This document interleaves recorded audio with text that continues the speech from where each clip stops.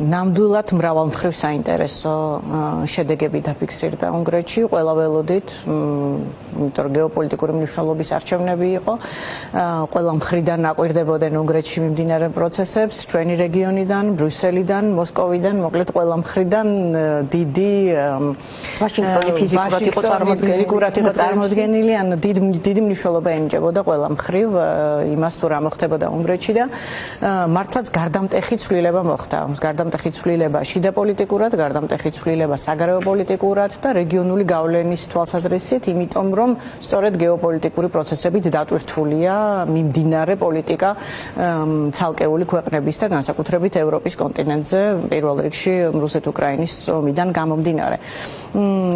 ამდენად ბევრი ფაქტორი იყო იქ საყურადღებო და გასაანალიზებელიც, როგორც ვთქვათ, სოციოლოგების და პოლიტიკოსების და პოლიტმეცნიერების მხრიდან, ისე იმ პოლიტიკოსების მხრიდან, რომლებსაც ვთქვათ, რაღაც მსგავსი ამოცანები აქვთ წინ და იმ მსგავსი გამოწვევების წინაშე დგანან, თუნდაც განსხვავებულ სისტემებში.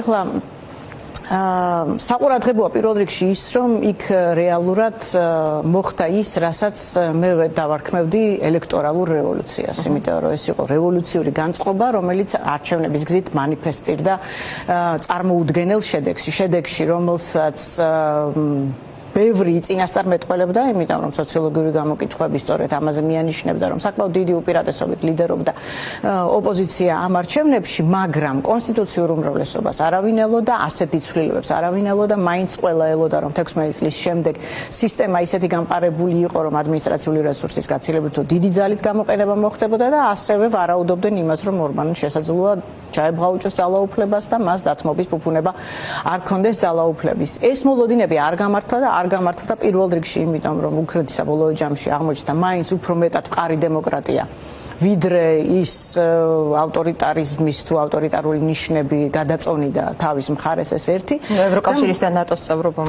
თავისი გავლენა ცხადია. ის რომ კი ცალსახად ანუ სახელმწიფო ინსტიტუციები ფუნქციონირებდნენ ისე გამართულად, როგორც ამის მოლოდინი წესით უნდა ჰქონოდა ევროკავშირის წევრი ქვეყნის მიმართ და ამავდროულად იმიტომ რომ და თქვენ წინა ჩართვაზე საუბრობდით, რამგანაპირობა ასეთი მაღალი დონის მობილიზაცია, ეს რჩება სპეკულაციის საგნად, მაგრამ როგორც ჩანს, ეს განაპირობა რამდენიმე ფაქტორმა ერთად და პირველ რიგში ორი ძირითადი ფაქტორის კომბინაციამ, ის რომ მათ ყავდათ გამოკვეთილი ლიდერი და გამოკვეთილი ახალი გუნდი, რომელმაც ეს ლოკომოტივის როლი აიღო თავის თავზე. საფიქრალი არ ქონდა ოპოზიციურად შემდეგ, ანუ ეს ძლიერი ახალი გუნდი კონკრეტული გამოკვეთილი ლიდერით სათავეში და ამავდროულად აი საპროტესტო მუხტი, რომელმაც ცალსახად გადაწყვიტა, რომ ორბანის ხელისუფლება აღარ უნდა დარჩეს ძალაუფლებაში. რამაც განაპირობა ის, რომ მათ ძალიან შავთეთრად დაინახეს მათი საარჩევნო არჩევანი. ანუ მათ თქვეს, რომ ჩვენ შეიძლება არ მოგწონდეს ეს ლიდერი, ჩვენ შეიძლება არ მოგწონდეს ის, რომ ის ყოფილი გუნდის წევრია, ჩვენ შეიძლება არ მოგწონდეს მისი, რა ვიცი, იდეოლოგიური პლატფორმები, მაგრამ მიუხედავად ამისა, ყველამ, მათ შორის იმ პარტიების მხარდამჭერებმაც, რომლებიც სხვა იდეოლოგიურ ბანაკებს განეკუთვნებოდნენ და ის პარტიები, რომლებიც აქამდე პარლამენტში იყვნენ წარმოდგენილი, პრაქტიკულად უამომრჩევლოდ დარჩნენ, იმიტომ რომ მათ იცოდნენ, რომ თუ ისინი ხმებს გაყოფდნენ, მაშინ ეს სტატუს-კვოს შენარჩუნებას შეუწყობდა ხელს. ამიტომ ტოტალური მობილიზება, მათ შორის საპროტესტო ელექტორატის მოხდა აი ამ მხოლოდ ორი არჩევანის გარშემო და მათ თქვეს, რომ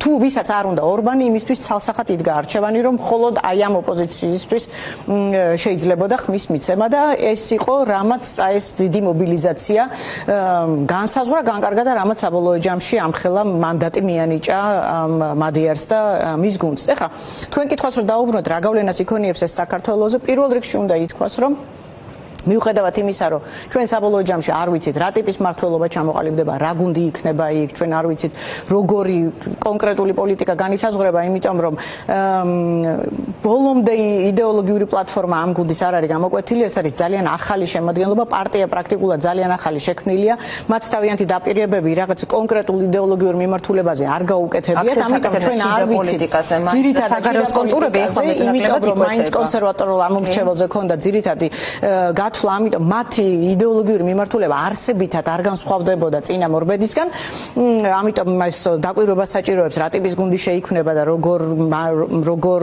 გადაითარგმნება მათი საარჩევნო დაპირებები საბოლოო მმართველობაში, მაგრამ რაც ცალსახად შეგვიძლია ვთქვათ უკვე არსებული მონაცემებით, მათ შორის მადიარის წინასწარი განცხადებებით და ასევე წინა საარჩევნო კამპანიაზე დაკვირვებით, არის ის, რომ ის რაც უნგრეთში მოხდა, არის ქართველი ხალხის მოკავშირე.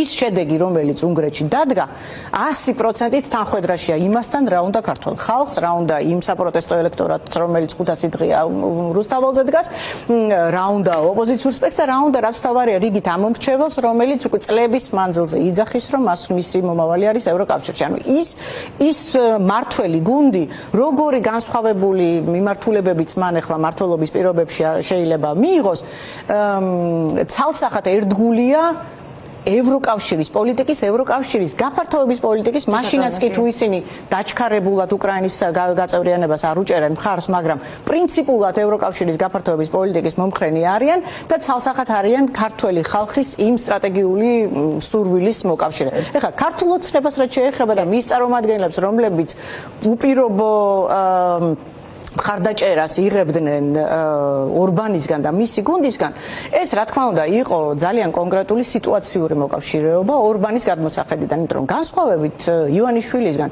ორბანი სუვერენული მმართველი იყო. მას სტრატეგიული დათმობის თუ ბალანსის პოლიტიკის წარმოება უწევდა პრაგმატული ინტერესებიდან გამომდინარე, იმიტომ რომ უნგრეთი არის ძალიან ენერგოდამოკიდებული ქვეყანა, უნგრეთი არის სახელმწიფო, რომელსაც რაღაც ფორმით მაინც იძულების გზით უწევდა რუსეთთან დათმობებზე წასვლა.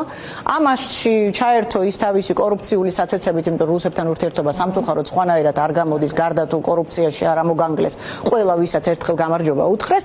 ამიტომ მას თავისი სუვერენული ავტორიტეტის და შესაძლებლობების ფარგლებში ჰქონდა ეს არჩევანი და რადგან ის ამ შემთხვევაში სიტუაციური მოკავშირე იყო კრემლის და ვლადიმერ პუტინის, მას ავტომატურად ჭირდებოდა იმ პოლიტიკური გუნდის მხარდაჭერა, რომელზეც მიანიშნებდა რეგიონში კრემლი. მაგრამ ეს იყო აბსოლუტურად სიტუაციური განლაგება, რაც ასევე მიანიშნებს იმაზე, რომ ერთი დღიდან მეორეზე შეიცვლება, ან ავტომატურად რაც უჩიც იქ ახალი მთავრობის ფორმირება მოხდება, ფუნდამენტურად შეიცვლება ეს დამოკიდებულება. ორი საკითხია, რაც უშუალოდ ეხება საქართველოს და რადგან ქართველი ხალხი თქვენ ახსენეთ, ქართველი ხალხის ინტერესში არის ის, რომ უვიზო მიმოსვლა არ დაკარგოს. ეს იყო თემა, სადაც პრინციპში ამ საკითხის დაზიანების ხარჯზე ორბანის მხარდაჭერა და გადაფარება ბიძინა ივანიშვილზე აი ამ პრინციპით მუშაობდა. ხო, აი ახლა რადგანაც მეტნაკლებად უკრაინასთან მიმართებით რომ აღარ დაბლოკავს იმ 90 მილიარდს, ახალი ლიდერის შეხედულებები გაირკვა. აქ რა შეიძლება ვივარაუდოთ? უფრო იხსნება თუ არა ევროკავშირს გზა, რომ ის არც აპირებდა და არც უნდოდა ბოლო მომენტამდე ქართველი ხალხი დასჯილიყო, მაგრამ დაისაჯოს რეჟიმი და უფრო ეფექტიანად. ხო, აქ ახლა უნგრეთის გავლენა ასე პირდაპირ რამდენად იქნება არ ვიცი, იმიტომ რომ საბოლოო ჯამში სანქციების თემის არ გადაწყვეტილება ხო, დიდწილად მაინც დამოკიდებული იქნება აი როგორ და რა ფორმით შეფასდება მომავალში ივანიშვილის რეჟიმი, სისტემა და საქართველოსთან ამ მოცემულობაში ურთიერთობის მოდუსი.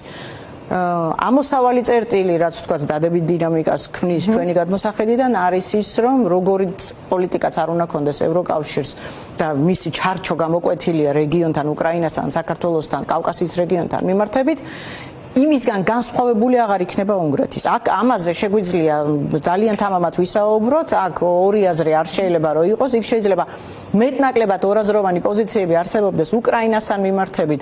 პირველ რიგში, იმიტომ რომ იქ ცხელი ომი მიმდინარეობს და მეორე იმიტომ რომ უნგრული დიასპორა ძალიან დიდია უკრაინაში და იქ კიდევ განსხვავებული კონტექსტი მუშაობს, სპეციფიკური საკითხია, მაგრამ ფუნდამენტურად ევროკავშირის პოლიტიკა ჩვენ რეგიონთან მიმართებით ამ შემთხვევაში როგორც არ უნდა ფორმირდეს, უნგრეთი იქ მისი მოწინააღმდეგე აღარ იქნება, რაც ჩვენს ვთქვათ, იმ კალათაში, სადაც ჩვენთვის ყველა ხმა მნიშვნელოვანია, განსაზღვრელი მნიშვნელობა ჰქონდა ამ შემთხვევაში უნგრეთს და მათ შორის შესაბამისად უნგრეთის გავლენას ისეთ ქვეყნებზე, როგორიც არის სლოვაკეთი და რომელიც ჯერ კიდევ რაღაცნაირად ცდილობს, რომ მოსკოვს თავი დაანახოს, მაგრამ სულ უფრო მეტად გაუჭირდება იმ პოზიციების შენარჩუნება. მინიმუმ გაუჭირდებათ ისე თამამად ანტიევროპული პოლიტიკის წარმოება თუ ანტიევროკავშირის პოლიტიკის წარმოება, ვიდრე უნგრეთის ზურგით ხო შეეძლოთ. აი ქართული ოცნების წარმომადგენლების კომენტარებს თუ მოусმინეთ, რაღაც ამოყირავდა მართლაც ეს პროპაგანდისტული ხაზი, თავდაპირველად ძალიან ხიად გულშემატკივრობდნენ არჩევნებში ორბანს, საუბრობდნენ ჩარევაზე, უხეშ ჩარევაზე, ну ის კი ვიცით რომ წინა საარჩევნო კამპანიის გზავნილები ძალიან დაემთხვა ერთმანეთს. აი დღეს ცოტა შემოbrunებული სურათი დავინახეთ. არის მცდელობა ოცნებამ წარადგინოს მადიარი როგორც ორბანის პოლიტიკის ერთგვარი გამგრძელებელი, ну ზარქუას ციტატას ზუსტ ვერასდროს ვერ მოვიყვან ალბათ, მაგრამ რაღაცა ჯიგარი ბიჭიაო დაახლოებით, ასე თქვა. ეგეც ჯიგარი ბიჭი ყოფილაო, იმ განცხადებიდან გამომდინარე, რაც საქართველოსთან დაკავშირებით თქვა, რომ უნდა ურთიერთობების გაგრძელება, მაგრამ შიდა პოლიტიკაში არ ჩაერევა. აი ეს როგორ გესმით თქვენ? ასეთი ტიპის განცხადება თუ აძლევს რაღაც ლეგიტიმურ საფუძველს ოცნებას ივარაუდოს, რომ რაღაც ყველაფერი ისე გაგრძელდება, მაგალითად როგორც იყო. არა, ჰამამად შეგვიძლია იქიდან ამოვიდეს, რომ არაფერი ისე არ გაგრძელდება ქართული ოცნების წარმომადგენლებსა და უნგრეთის ახალ ხელისუფლებას შორის, როგორც ეს წინამორბედთან იყო, იმიტომ რომ კიდევ ერთხელ ვამბობ, ეს იყო აბსოლუტურად რუსული პოლიტიკის გაგრძელება, რომელიც ავტომატურად მოიაზრებდა ივანიშვილის რეჟიმის ხელშეწყობას. გამორიცხულია, რომ ეს ახალი მთავრობის პოლიტიკის რაიმე ქვაკუთხედს წარმოადგენს. რასაკვირველია, საქართველოს არის მნიშვნელოვანი ქვეყანა, საქართველოსთან სტრატეგიული ურთიერთობების შენარჩუნება მნიშვნელოვანი იქნება ახალი გუნდისთვის, მაგრამ პირველ რიგში ევროკავშირის პერსპექტივიდან დანახული და არა ხო ორმხრივი ურთიერთობები ჩვენ შორის ისედაც ახლა რაღაც ძალიან მაღალ სტრატეგიულ დონეზე ისედაც არ არის, რომ რაღაცა დამოუკიდებელ პლატფორმის საფუძველს ქმნიდეს ეს. ამ მოცემულობაში გამსაზღვრელი იქნება ევროკავშირის პოლიტიკა და ევროკავშირის პოზიცია იქნება გამსაზღვრელი უნგრული პოზიციისთვის საქართველოს მიმართებით და ქართულ ოცნებასთან მიმართებითაც. ეს შეიძლება ხვალდაზე ივანიშვილის წინააღმდეგ სანქციების მხარდაჭერაში არ გამოვლინდეს, იმიტომ რომ იქაც სხვა საკითხები არის პრიორიტეტი, მაგრამ მნიშვნელოვანი აქ არის ის, რომ მინიმუმ მოლაპარაკების საფუძველი შეიქმნა, ანუ შეიქმნა შესაძლებლობა ევროკავშირის კარი გაიღო იქ, რომ დიპლომატიური მოლაპარაკებების წარმოება მიმდინარეობდეს, რა პოზიცია ფორმირდეს საბოლოო ჯამში ბუდაპეშტში იმისთვის, რომ საქართველოში ავტორიტარული რეჟიმი დასუსტდეს და დემოკრატიული ძალები გაძლიერდეს. ანუ ეხლა ამ დიალოგის რესურსებს აქამდე პრაქტიკულად ჭიხში იყო ეს ურთიერთობები, ხო? ანუ უნგრეთი საქართველოს თემაზე პირდაპირ რუსულ პოლიტიკას ატარებდა და ახლა ეს სურათი შეიცვლება და ამას რა თქმა უნდა ვერ შეცვლის ვერ ზარქუა და ვერც ვერავინ, როდესაც დაიბნენ ალბათობით იქ აღარ შეიძლება ვივარაუდოთ, რომ დაიბნენ. როგორც ჩანს არ ელოდნენ როგორც ჩანს მათ მაინც მოლოდინი ხე სპეკულაციურია ცხადია, მაგრამ ნუ ისინი პირველ რიგში იმედოვნებდნენ, რომ მაინც იქ რუსული ჩარევა უფრო ძლავრი აღმოჩნდებოდა და შეიძლება საკუთარი ბუნებიდან გამომდინარე განსაზღვრავდნენ რა შეიძლება ემოქმედოთ. მე მგონია რომ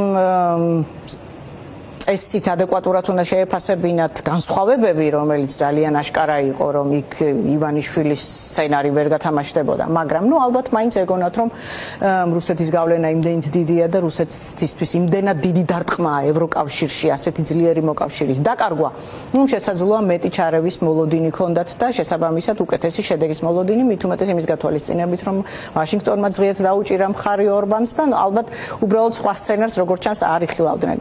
ამავდროულად, სრულად ობიექტურადაც რომ ვთქვათ, ისედაც წარმოუდგენელია, რომ ვთქვათ, პუტინის ხელის ბიჭებს მარტივად შეეძლოთ ორბანის ოპოზიციასთან რაიმე ურთიერთობის გადატვირთვა, ამიტომ ხო, ალბათ დაბნევლებიც არიან და ხო, უახლოესი დღეები ალბათ გვიჩვენებს ცოტა უფრო მაღალი რანგის, მათთვის მაღალი რანგის ლიდერების განცხადებებს და კაფეოდ გამოჩნდება როგორი დამოკიდებულება ექნება უκრაინის მომავალ პრემიერთან.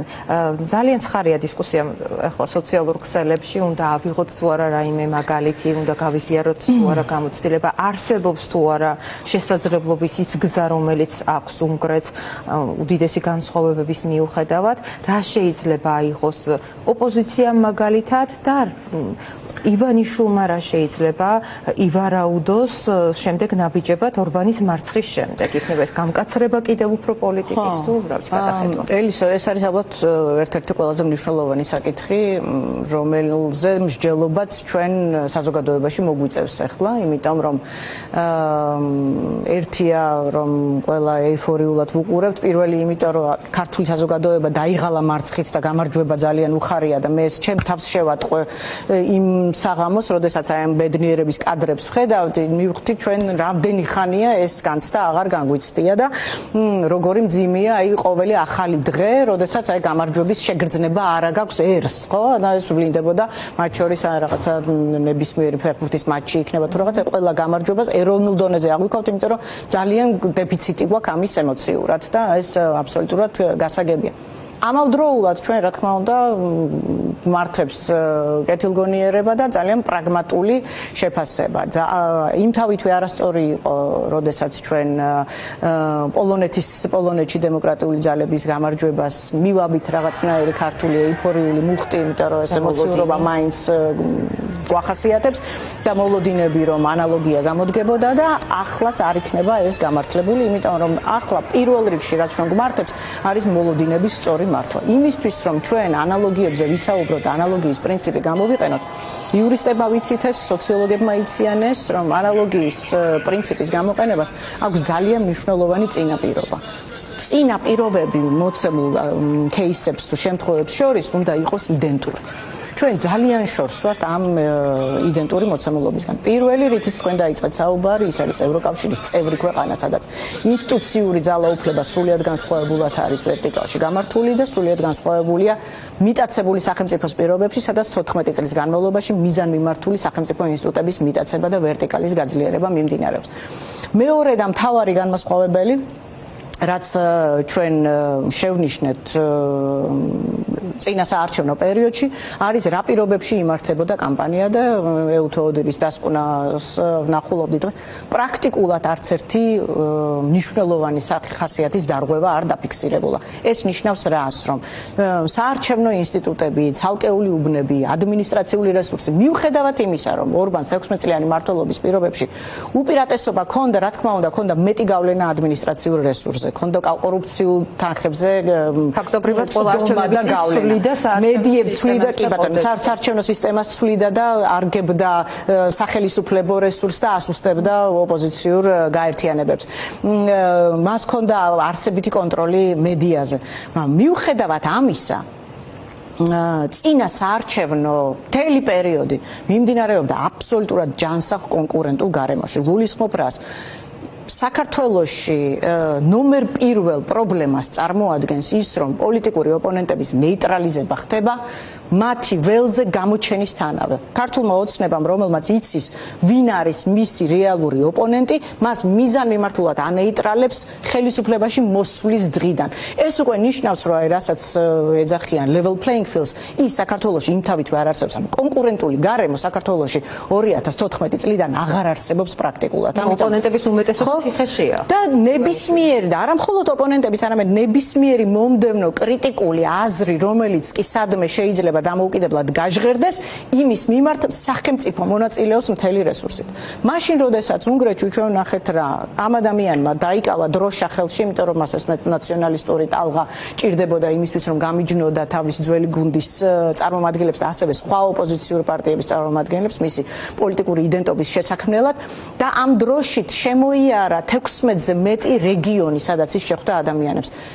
არც ერთ ყველაზე ორბანის მხარდამჭერ ოლქებში.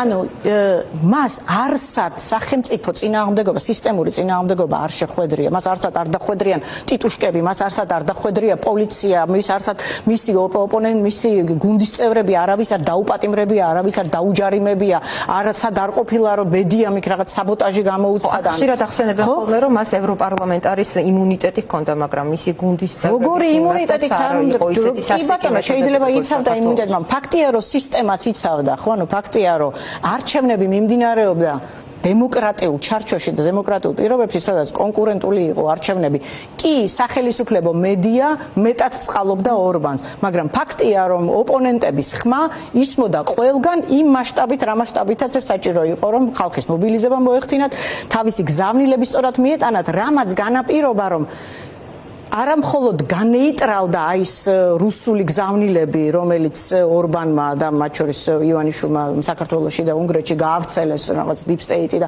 ომის პარტია და ომში ჩართვა და რაღაცები. არამედ ამან მის წინააღმდეგ იმუშავა, იმიტომ რომ კონტრპროდუქტიული აღმოჩნდა შეურაცხყოფის მიყენება ამ მომრჩევლისთვის, რომელსაც ურსულა ფონ დერ ლაიანი და ზელენსკი დაუკიდეს როგორც მტრის ხატი. ამან მეტი გაღიზიანება გამოიწვია. ეს ნიშნავს რას, რომ მათი პროპაგანდისტული არხები ვერ ჯაბნიდა საღაზრს და საღხმას, რომელიც ოპონენტებმა გააჟღერეს. ეს არის ფუნდამენტურად განსხვავებული დისპოზიცია, რომელზეც სულ სხვა მოცემულობა შეიძლება დაშენდეს დემოკრატიულ ჩარჩოში და სრულიად განსხვავებული შედეგი დგება, რაც ჩვენ ვნახეთ 2024 წლის არჩევნებში, სადაც არც აქტივობა იყო დაბალი, არც ცვლილების მიმართ სურვილი იყო დაბალი და არც საზოგადოებრივი მუხტი ან საპროტესტო მუხტი იყო, ან დაღლილობა იყო ნაკლები. აი ახლა რა შეიძლება გახდეს გამოსავალი ან მინიმუმ ბიძგი საქართველოში ჩვენ რეალობაში, რომ რაღაც შეიძლება. ეს რა თქმა უნდა არ ნიშნავს იმას, რომ მსგავსებები არ იყო. ეს არ ნიშნავს, ეს ამან ჩვენ გვაჩვენა, რომ ორბანის უნგრეთიც იყო ძალიან მყარად ავტორიტარიზმის გზაზე დამდგარი და ძალიან მიზან მიმართულად მიდიოდა მინიმუმ ჰიბრიდული რეჟიმის ჩამოსაყალიბებლად და თუ რუსულ კანონს მიიღებდნენ და დე-ფაქტო აღსრულება ამის ხდებოდა, რეალურად მიდიოდა იმისკენ, რომ იქაც სახელმწიფო მიტაცების ყველაზე ვთქვათ გაევლო ორბანს რომ არ მომხდარიყო ეს ცვლილებები. ამიტომ რა თქმა უნდა ჩვენთვის სასიხარულო ამბავია რომ ასეთი მართველების დამარცხება შესაძლებელია. უბრალოდ ჩვენ უნდა მოვერიდოთ იმას რომ იგივე რეცეპტებით ვეცადოთ ძალაუფლების რაღაცნაირად სისტემის შერყევას, როდესაც არ არის ის წინაპირობა რომელშიც ეს შესაძლებელი მოხდა მაგალითად ევროკავშირის წევრ ქვეყანაში. რა თქმა უნდა ეს არ ნიშნავს იმას რომ ჩვენ არ შეგვწევს პოლიტიკური ძალა. არ ნიშნავს იმას, რომ ქართული ხალხი არ არის ბრძოლის უნარიანი. ეს ქართულმა ხალხმა დაამტკიცა პირველ რიგში თუ დაამტკიცა, ხო?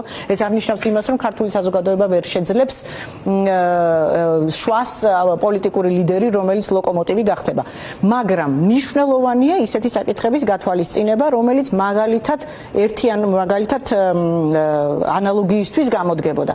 ის რომ იქ შუა პრაქტიკულად გაიკრიფა. იქ აღარ არის ეხლა პარლამენტში რეალურად არის ორპარტიული მმართველობა დარჩენილი, ერთი არის კონსტიტუციური უმრავლესობით და სრული მანდატით და მეორე ორი მემარჯვენე და ულტრამემარჯვენე ოპოზიცია, პატარა ოპოზიცია 6 ხმით, რომელიც პრაქტიკულად გავლენას ვერ მოახდენს და ვერც ეს 50 მანდატი არსებით გავლენას ვერ მოახდენს, იმიტომ რომ მათ ახლა არსებითი რებრენდინგი მოუწევთ და რაც მთავარია საერთოდ არც ერთი სხვა პარტია აღარ არის წარმოდგენილი. რატომ?